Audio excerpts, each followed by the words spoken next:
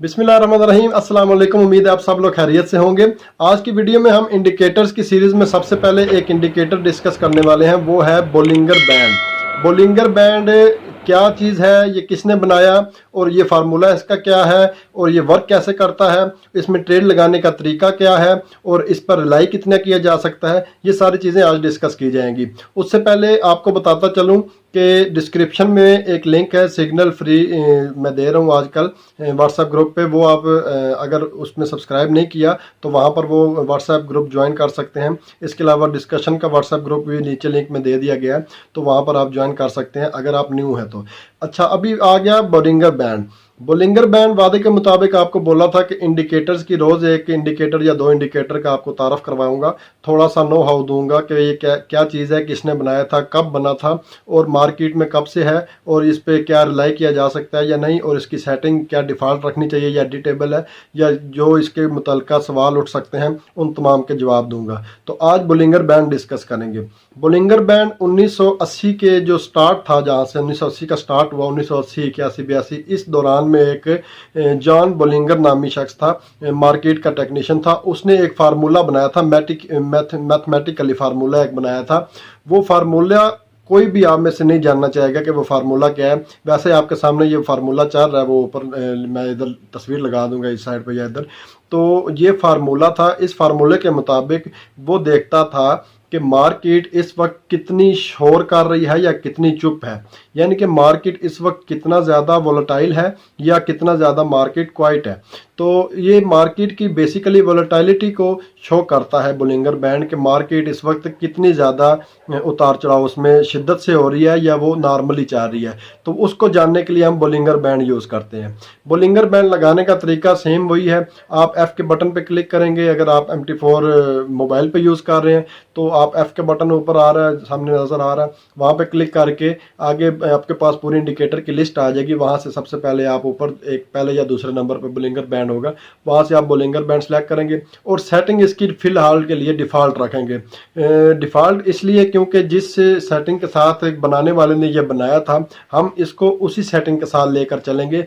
बाद में हम जाकर इसमें स्ट्रेटजीज जब अपनाएंगे या इसके कम्बिनेशन में जब आएंगे, मुख्तलिफ इंडिकेटर्स को मिलाएंगे आपस में, तो फिर वहाँ पे जाके इसकी सेटिंग्स हम चेंज कर सकते हैं और अक्सर की भी जाती हैं। लेकिन फ़िलहाल के लिए ये जो बाय डिफ़ॉल्ट सेटिंग आती है वो बेस्ट है, एवरेज सेटिंग होती हैं वो बेहतरीन होती हैं, तो उनको लेकर हम चलेंगे। तो ये हमारे पास सेटिंग में आ गया। अभी ये आपके सामने तस्वीर नज़र आ रही होगी आपको, ये इस तरह का कुछ बैंड नज़र आता है। इसको हम कहते हैं बोलिंगर बैंड। इसमें 3 लाइनें नज़र आती हैं, जैसे मूविंग एवरेज होती है, बिल्कुल सेम दरमियान वाली लाइन 20 की मूविंग एवरेज होती है, वो SMA या EMA उधर से सेट की जा सकती है। तो वो एक मार्केट में चलती आ रही है 20 की मूविंग एवरेज, और उससे कुछ परसेंट ऊपर और कुछ परसेंट नीचे एक मज़ीद लाइनें दो लगाई जाती हैं। उनको हम अपर बैंड और लोअर बैंड कहते हैं। ऊपर वाली को अपर और नीचे वाली को लोअर। ये एक आम सी बात है कि ऊपर वाली अपर और नीचे वाली लोअर। तो इन दोनों लाइनों के दरमियान में जो लाइन है वो 20 मूविंग एवरेज है। उस मूविंग एवरेज को आगे भी बताया कि हम चेंज कर सकते हैं, लेकिन फिलहाल हम चेंज नहीं कर रहे उसको, क्योंकि हम बाय डिफ़ॉल्ट लेकर चल रहे हैं इस इंडिकेटर को।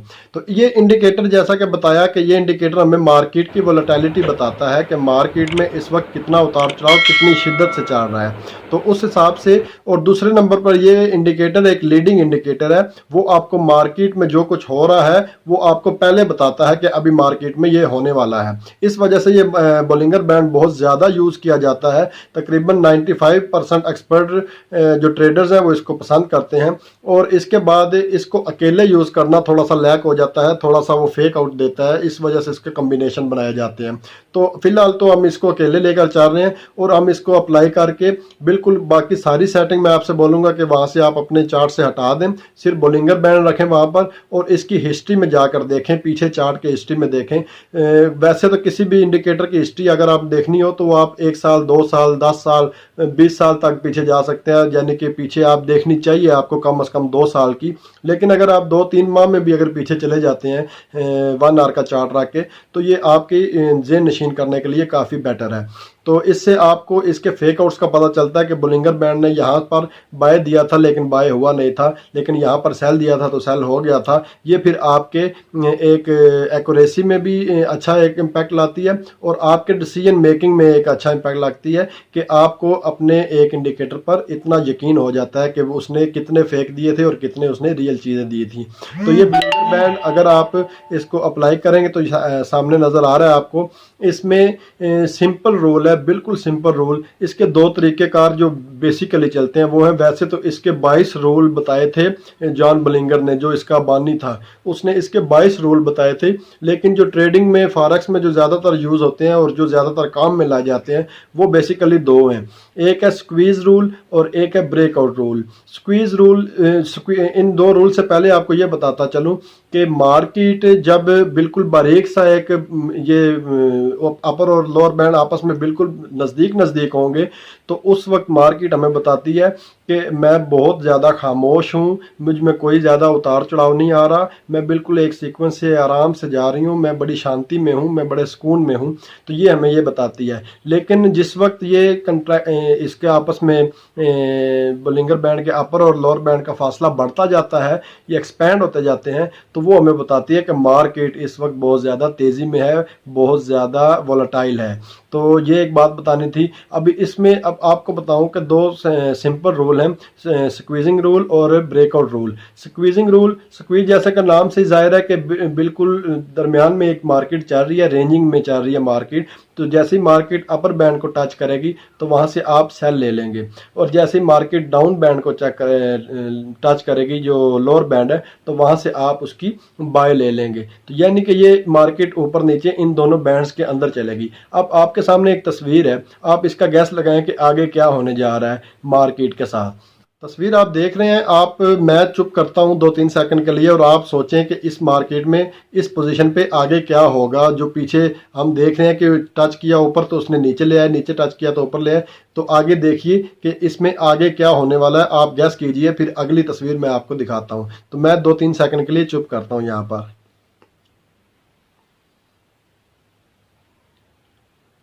तो जी बिल्कुल, जिस बंदे ने सोचा कि यहाँ से मार्केट सेल होगी तो उस बंदे ने बिल्कुल ठीक सोचा। ये आप तस्वीर देख सकते हैं, जैसे ही मार्केट ने अप बैंड को टच किया तो वो सेल हो गई। तो इसी तरह ये इतना आसान है कि जितना 1 2 3 यानी कि ऊपर बैंड को टच करे तो आपने सेल ले लेनी है, नीचे बैंड को टच करे तो आपने बाय ले लेनी है। तो ये आपका एक स्क्वेज सिस्टम है जब मार्केट रेंजिंग में हो। लेकिन जब मार्केट ट्रेंडिंग में हो, ट्रेंड पोजीशन पे हो और स्क्वीज बहुत ज़्यादा बारीक चल रहा हो, उस वक्त मार्केट अगर किसी ऊपर वाले बैंड को टच करती है या नीचे वाले बैंड को टच करती है तो वो वहाँ से ब्रेकआउट भी कर सकती है। जब वो ब्रेकआउट कर जाएगी तो वहाँ से मार्केट फिर आगे फिर ऊपर ही ऊपर जाएगी। वो एक पीछे जो बारीक सा स्क्वीज बनता आ रहा था काफ़ी देर से, इसको हम चार्ट पैटर्न में देख चुके हैं, इसको हम रेक्टेंगल कहते थे। तो ये रेक्टेंगल जब बनता आ रहा था तो वहाँ से रेक्टेंगल में तो वो यानी अपना कंटिन्यू रखता था अपना पैटर्न, अपना ट्रेंड। तो यहाँ पर इस स्क्वीज में देखेंगे कि जिस साइड से मार्केट ब्रेकआउट करेगी या ब्रेक डाउन करेगी तो वो उस साइड पे मार्केट चल निकलेगी। तो ये दो चीज़ें हैं इसमें, स्क्वीज और ब्रेकआउट का तरीका। यानी कि ये आपके सामने नज़र आ रहा है, एक मार्केट रेंजिंग में अगर चल रही है तो मार्केट ऊपर जाएगी तो आप सेल ले लेंगे, नीचे जाएगी तो बाय ले लेंगे। और अगर मार्केट स्क्वीज की शक्ल में चल रही है और आगे बहुत ज़्यादा बारीक होता जा रहा है ये बैंड, तो वहाँ से मार्केट जिस साइड पे टच करके बाहर निकलेगी फिर उस साइड पे मार्केट चल निकलेगी। आपके सामने तस्वीरें भी हैं। तो ये था बोलिंगर बैंड ऑस्किलेटर की फैमिली से, ये लीडिंग इंडिकेटर्स में से एक है। आज पहले नंबर पे इसको डिस्कस इसलिए किया कि ये इससे आप ये आइडिया ना लगा लीजिएगा कि पहले नंबर पर शायद जिन्हें इसको रखा तो ये बहुत ज़्यादा इंपॉर्टेंट है, या ये ना बोल दीजिएगा कि जो छोटी चीज़ें होती हैं वो पहले बताई जाती हैं। आप इसको एक परफेक्ट इंडिकेटर तस्वर करें और ये एक परफेक्ट इंडिकेटर है।